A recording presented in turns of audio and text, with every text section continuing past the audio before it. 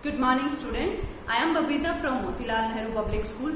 So students, in this class we will discuss about leg operon. Leg operon.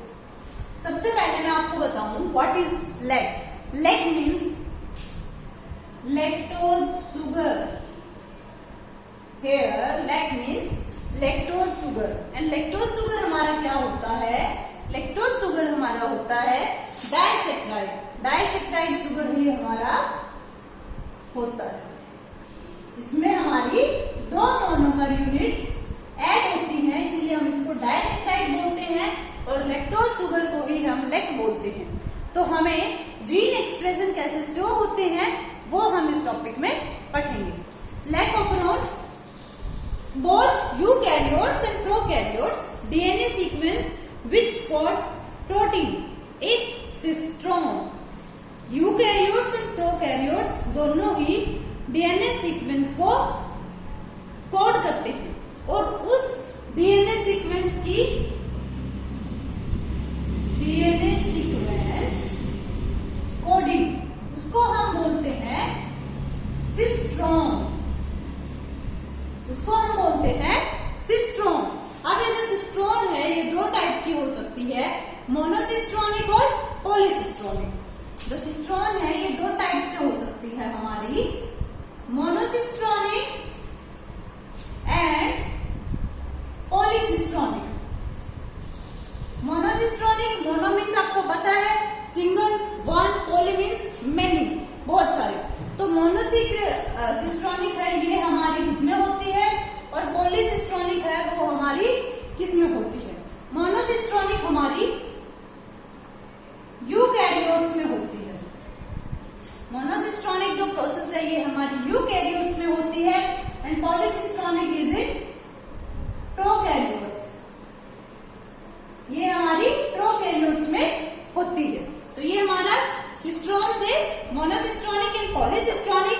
मोनोसिस्ट्रोनिक is in eukaryotes and polycistronic in prokaryotes. अब हम देखते हैं कि आपके jeans का जो एक्सप्रेशन है वो कैसे होगा. आपकी बुक में एक डायग्राम दिया हुआ है जिससे हमें ये अच्छे से समझ आ जाएगा.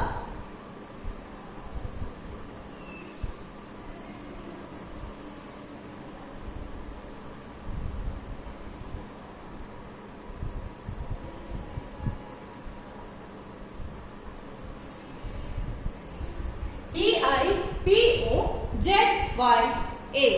यहाँ पे P क्या है, I क्या है, O क्या है और ZY है, ये तीनों क्या है? तो P हमारा होता है प्रमोटर, P हमारा होता है प्रमोटर, I होता है regulatory gene. I is regulatory gene. O हमारा होता है ऑपरेटर, O इज ऑपरेटर. और ZYA ये तीनों हमारे होते हैं स्ट्रक्चरल जीन्स. ये हमारे होते हैं स्ट्रक्चरल जीन्स. ये क्या करते हैं? जो स्ट्रक्चरल जीन है ये हमारे करते हैं बच्चों कोडिंग. किसके लिए? एंजाइम्स के लिए. जो स्ट्रक्चरल जीन्स हैं ये हमारे एंजाइम्स के लिए कोडिंग करते हैं. तीनों ही Z, Y and A. These three are doing coding for enzymes. ये हमारा हो गया PIPOZYA. P से होता है प्रमोटर, I से होता है रेगुलेटरी जीन, O से होता है ऑपरेटर एंड ZYA ये तीनों क्या है? स्ट्रक्चरल जीन्स हमारे हैं जो हमारे एंजाइम्स के लिए कोडिंग करते हैं. अब हम इसकी प्रोसेस को दो डिफरेंट कंडीशंस में पढ़ेंगे. First one is presence of repressor, presence of inducer and absence of inducer. हम इस प्रोसेस को दो डिफरेंट सिचुएशन में पढ़ेंगे. First one is presence of inducer and second one is absence of inducer. अब जो इसमें हमारा इंड्यूसर होता है वो क्या होता है? हम एक एग्जांपल लेते हैं लैक्टोज शुगर के फंक्शन के बारे में समझने के लिए। Before we start presence of inducer and absence of inducer, हम एक एग्जांपल देख लेते हैं।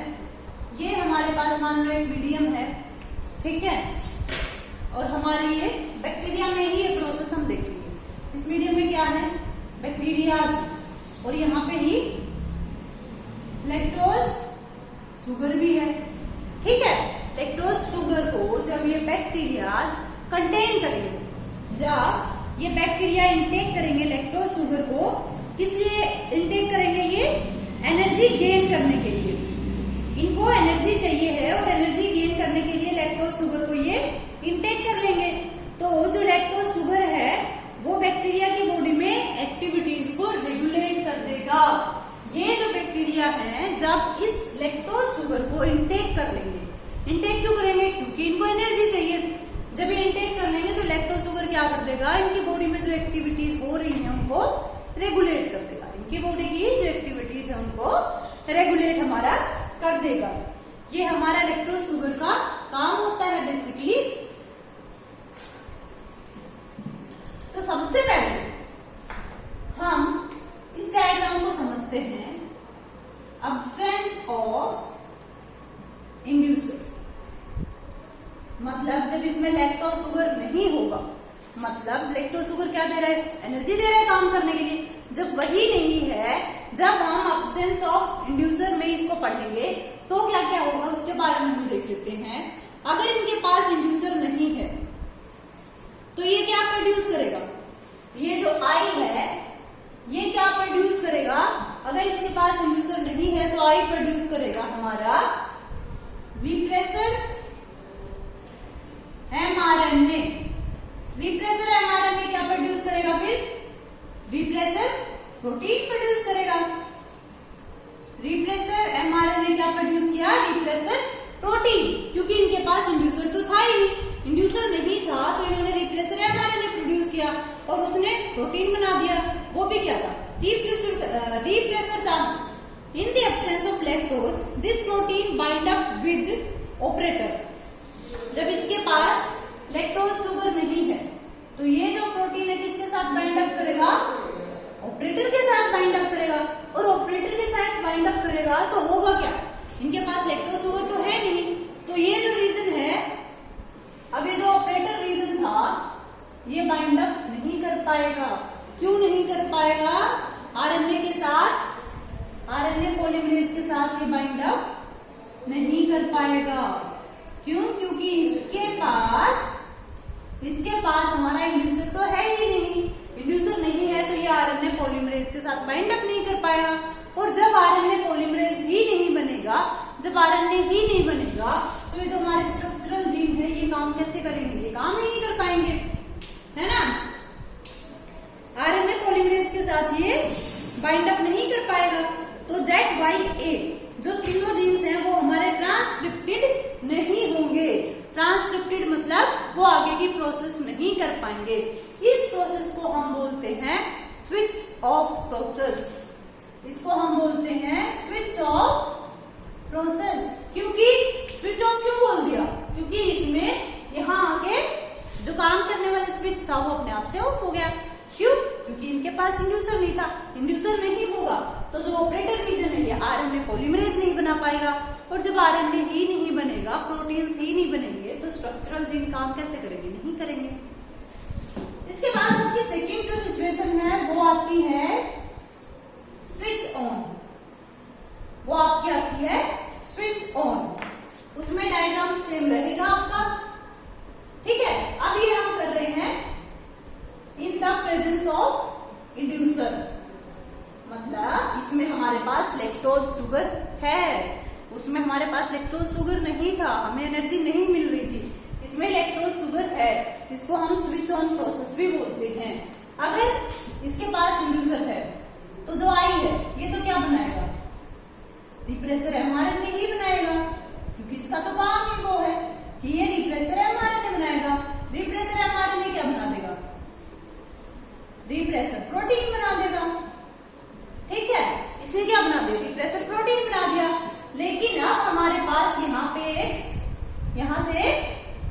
लैक्टोज शुगर आ गया, लैक्टोज शुगर हमारे पास आ गया, तो ये क्या करेगा, ये जो प्रोटीन था इसके साथ ये लैक्टोज शुगर ऐड हो गया।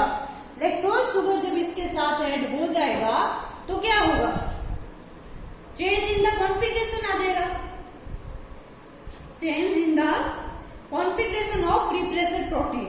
और ये जो रिप्रेसर प्रोटीन है इसकी कॉन्फ़िगरेशन में चेंज आ गया, किसकी वजह से, लैक्टोज शुगर की वजह से।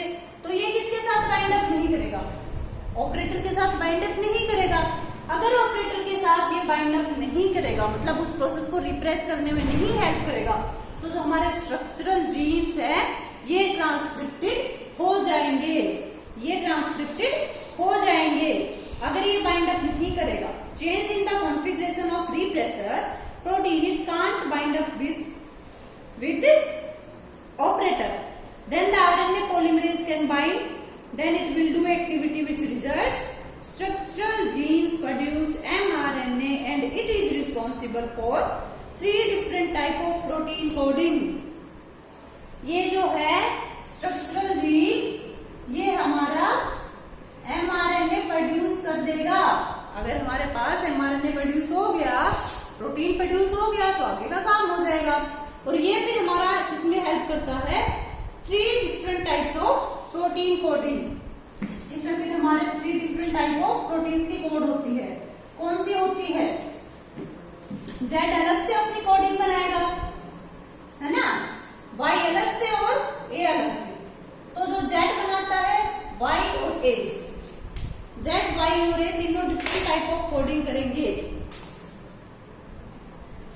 जेड वाई और ए तीनों डिफरेंट टाइप ऑफ कोडिंग करेंगे। जेड से हमारा हो जाएगा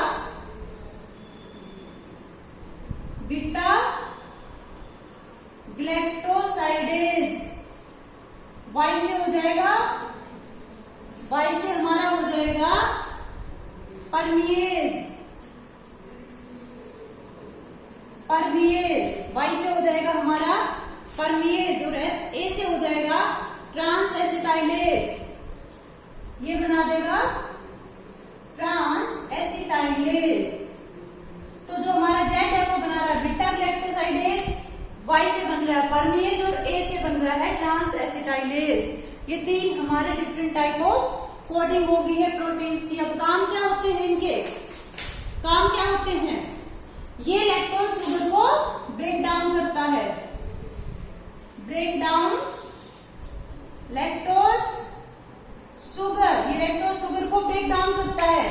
ये क्या करता है, परमिएबल बनाता है सेल को, किसके लिए, बीटा ग्लैक्टोसाइडेज के लिए, कि बीटा ग्लैक्टोसाइडेज सेल के अंदर से आराम से पास हो सके, अपना काम कर सके, उसके लिए वाई ने परमिएबल बना दिया। बीटा ग्लैक्टोसाइडेज ने क्या किया, जो लैक्टोज शुगर थी उसको ब्रेक डाउन कर दिया पार्ट्स में। ए से क्या होगा, ये हमारी हेल्प करेगा, जो ग्लैक्टोसाइडेज से कुछ टॉक्सिक मटेरियल बना होगा तो उसके रिमूवल में, टॉक्सिसिटी को रिमूव करने में हेल्प करेगा हमारा ट्रांस एसिटाइलेज। तो ये हमारा था लैक ऑपरेरॉन इन 2 कंडीशंस में, presence of inducer and absence of inducer. Presence of inducer में भी हमने पढ़ा कि क्या होगा, जो रिप्रेसर आरएनए है वो कोडिंग बना लेगा ऑपरेटर के साथ और ऑपरेटर को काम नहीं करने देगा। ऑपरेटर काम नहीं करेगा तो ये जेड वाई ए है ये भी अपना काम नहीं कर पाएंगे, मतलब प्रोटीन नहीं बना पाएंगे। अब प्रोटीन ही नहीं बनेगा तो प्रोसेस वहीं पे स्टॉप होगी, हमने उसको बोलते हैं स्विच ऑफ प्रोसेस।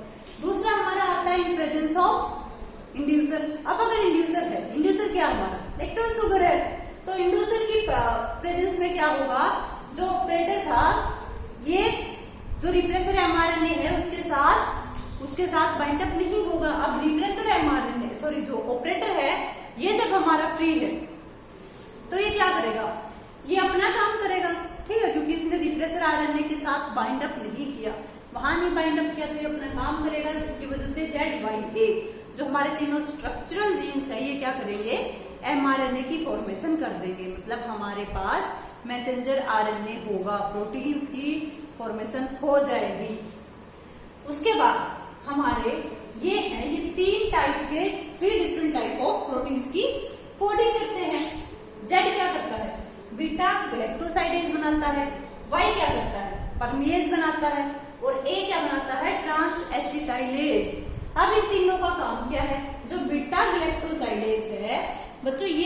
आपके लैक्टोज शुगर को ब्रेक डाउन करता है। ये आपके लैक्टोज शुगर को ब्रेक डाउन करता है। किस किस में ब्रेक डाउन करेगा? ग्लूकोज एंड लैक्टोज में। ठीक है, 2 मोनोमर यूनिट्स में इसने ब्रेक डाउन कर दिया लैक्टोज शुगर को। वो कौन सी है? Glucose and galactose. परमिएज, परमिएबल, ठीक है, ऐसे नाम याद रखना, परमिएज, परमिएबल। तो ये जो है ये हेल्प करता है सेल को परमिएबल बना देता है। अब सेल अगर परमिएबल होगी तो वो किसके लिए होगी? बीटा ग्लैक्टोसाइडेज के लिए होगी, ताकि ये अपना फंक्शन इजीली कर सके और सेल में से पास इन पास आउट हो सके इजीली। उसके बाद थर्ड आता है ट्रांसएसिटाइलेज। ट्रांसएसिटाइलेज बेटा हमारी हेल्प करता है जो टॉक्सिक कुछ प्रोड्यूस हुआ होगा, टॉक्सिसिटी जो प्रोड्यूस हुई है just because of beta galactosidase, तो ये उसकी रिमूवल में हेल्प करता है। ये बीटा ग्लैक्टोसाइडेज की टॉक्सिसिटी को रिमूव करता है। कौन करता है? ट्रांसएसिटाइलेज हमारा टॉक्सिसिटी को रिमूव करता है। ये हमारा था लैकोपेरोल। इसके बाद हमारा टॉपिक आता है ह्यूमन जीनोम प्रोजेक्ट और डीएनए फिंगरप्रिंटिंग। इन 2 टॉपिक्स के बाद आपका ये पूरा चैप्टर जो है खत्म हो जाएगा। तो नेक्स्ट क्लास में हम डिस्कस करते हैं ह्यूमन जीनोम प्रोजेक्ट।